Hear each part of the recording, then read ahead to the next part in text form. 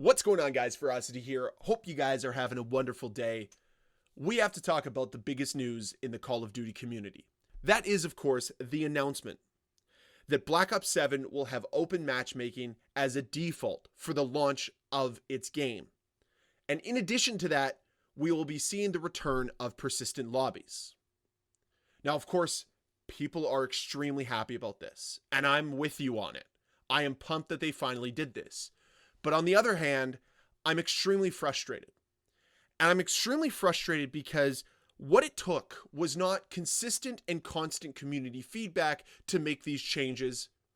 It was the fear of Battlefield 6. Let's call a spade a spade. They're not doing this out of the kindness of their heart. They're not doing it because streamers, content creators, and many different community members have been complaining about skill-based matchmaking for years. They're doing it because they're fearful of what Battlefield 6 is going to be. Remember when they said they were too big to fail? These actions are not of a company that believes they're too big to fail. They are the actions of a company that is a little worried, a little scared. So they're pulling out all the stops to ensure that they stay on top. And yeah, we'll all cheer for it. We'll all be happy for it. But I think the point here is we need to recognize why it happened. They'll tell us it's community feedback, but that's just a lie. It's because they're scared. And that's okay. This is why competition is so gosh dang important. This is why we need it. Because we get better games and we get more community-driven results. More community-driven features. So let's dive into the patch notes that were released by Treyarch and let's talk about it a little bit further. Matchmaking update. The big question on everyone's mind coming out of the beta is how will matchmaking work in Black Ops 7? At launch, open matchmaking with minimal skill consideration will be the default for Black Ops 7 multiplayer. Simply put, imagine the matchmaking experience of Open Mosh Pit from the beta, but as the standard in Black Ops 7 on day one. Our team feels strongly about providing players with a more varied experience, and the beta proved to be a great opportunity to test this approach. We'll be sharing more details as we get closer to launch. So all of that is to say, hey guys in the community that complained about skill-based matchmaking for years, you guys were right. People enjoyed this version of matchmaking more than the manipulative matchmaking that we've been offering you for years. At least that's my takeaway. Maybe I'm reading too much into it, but it sounds like all the data they had didn't really follow through with what was actually happening. This is the type of matchmaking people want, not the feeling of being manipulated. Weird what happens when you actually make the game feel more genuine and authentic. And this is the big announcement that nobody really saw coming, but we all wanted. Persistent lobbies. We've heard the community discussion and dialogue around lobby disbanding. And as we mentioned earlier during the beta, we're focused on keeping players together from match to match more often. Today, we're excited to announce we'll have persistent lobbies at launch for Black Ops 7. We're committed to improving this experience for players, and we'll be sharing more details soon. This is the biggest win from the beta, hands down. Even if skill-based matchmaking still existed, the idea of persistent lobbies is fantastic because playing with the same lobby game to game will allow you to have a better experience overall, especially if you get into one of those lobbies that you have a ton of fun in. And this is going to bring back that vibe that we had before disbanding lobbies ever became a thing. Which again, makes me wonder why they didn't do this earlier if it's because of community feedback and dialogue. It's literally been something we've been talking about and been asking for years. Which again, points to the idea that they're afraid of what Battlefield 6 is offering this year. And then the last note here that I do think is important, even though it doesn't personally affect me, aim assist. We've also seen the discussions around rotational aim assist and community questions about how aim assist will be tuned across inputs in Black Ops 7. It's a priority of ours to have a fair and competitive balance across all input devices at launch. We'll be sharing more about changes coming to aim assist on controller ahead of launch. I guess it does affect me because I do play on controller, but I'm not upset if they decide to reduce the amount of aim assist that you have in Black Ops 7, because I will agree, it is pretty strong at times. And I wouldn't mind seeing that toned down so mouse and keyboard players can have a fighting chance. So yeah, that's the news from this. And honestly, it's exactly what the community wanted. It's exactly what we asked for. But I don't think this is a moment to pat Activision on the back.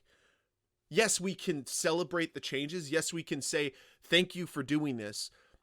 But I think it's also important to remember they're only doing this because they're scared. They're only doing this because they know that Battlefield 6 has kind of the hype around it, and they want to do anything to shift the conversation over to Call of Duty again.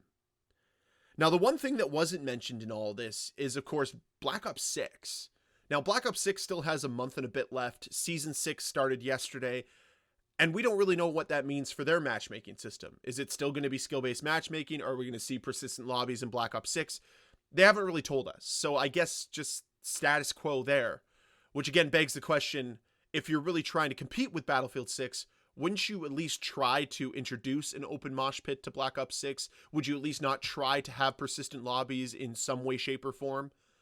It's just a little thought that I had, because frankly, I think you'll lose some momentum from this beta if people are going back to Black Ops 6 and remembering just how much of a disappointment that game was. Just how frustrating the Call of Duty experience is, not because the community asked for this, but because that's what Activision wanted. Remember, none of this was about listening to the community until they were worried about competition. It was always, we're doing what's best for the community. We're following the data. But now what? The data doesn't matter? Now all of a sudden that there's competition and concern, we don't follow the data and we follow community feedback? Weird how that works. Now I know there might be a bit of a question surrounding why would they be forcing skill-based matchmaking down our throat if so many players didn't like it. And I think the simple answer is it helps protect their casual player base. And their casual player base are the ones that probably spend a little bit more money. Yes, the streamers and content creators do spend money on this game, but they're a small fraction of the player base. They're trying to appeal to the larger player base, and if skill-based matchmaking is there to manipulate and guide them to having more engagement and longer and better experiences, guess what?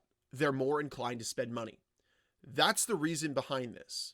That's the reason why skill-based matchmaking has been so prevalent in Call of Duty for so long. It makes them more money. Now, will this make them less money? I don't know.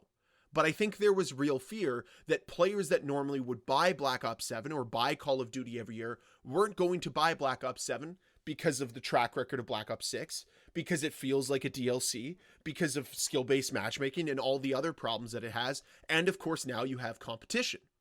So they had to do whatever they could to try to gain the goodwill of the community that they lost. And these are the decisions they've made. And honestly, I'm fine with it. I'm happy they made these decisions. Don't get me wrong.